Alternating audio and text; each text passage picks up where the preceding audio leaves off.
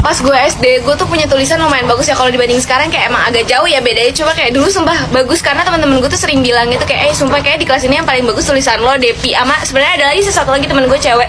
Cuma menurut gue tetap bagusan gue. Ih najis, sombong banget. Terus ya udah, itu tuh kita pertahankan dua orang ini, gue sama temen gue yang punya tulisan terbagus di kelas. Kita pertahankan sampai kelas 4 SD, dimana ada murid baru yang datang dengan tulisan lebih bagus daripada kita berdua. Orang-orang kalau ada murid baru biasanya nggak mau tersaingi kecantikan ataupun pintar, karena gue punya temen yang ranking 1 terus pas ada murid baru ini dia merasa tersaingi karena ini murid baru lumayan pinter gitu, sering jawab-jawab pertanyaan dari guru.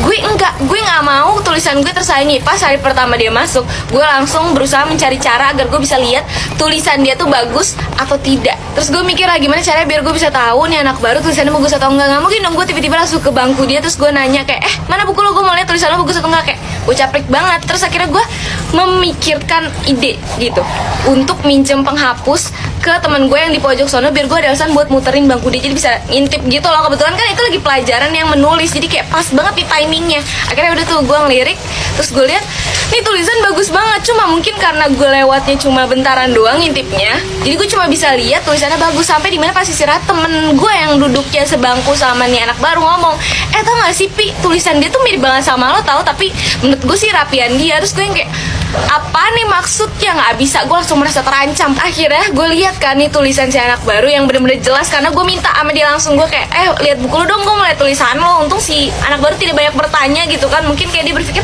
apa nih orang freak banget tiba-tiba minta buku gue, tapi kayak dikasih sama dia. Terus pas gue lihat beneran mirip, dan apalagi huruf S nya, sumpah ini nggak penting banget, tapi gue nggak suka kalau tulisan gue tuh sama. Terus kayak gue ngerasa, iya apaan sih, gue nggak mau. Akhirnya gue ubah cara tulis gue.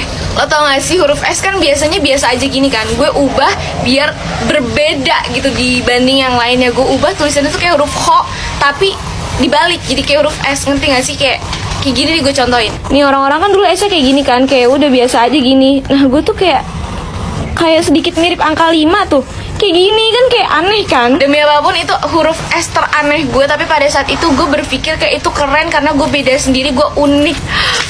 Sampai dimana anak baru ini mengikuti huruf S gue. Tambahlah nih besar kepala nih orang Yasmin pada zaman dahulu gitu. Terus gue yang kayak, gue pura-pura nanya gitu ke dia, kok tulisan S lu mirip sama gue sih, gue bilang gitu kan. Terus dia ngaku, dia bilang iya soalnya gue ngikutin S lu. Gue yang kayak gue langsung merasa trendsetter dan menjadi lebih perempuan yang berpower di kelas itu. Ih gak jelas banget. Coba sumpah emang aneh banget iri-irian zaman SD gue.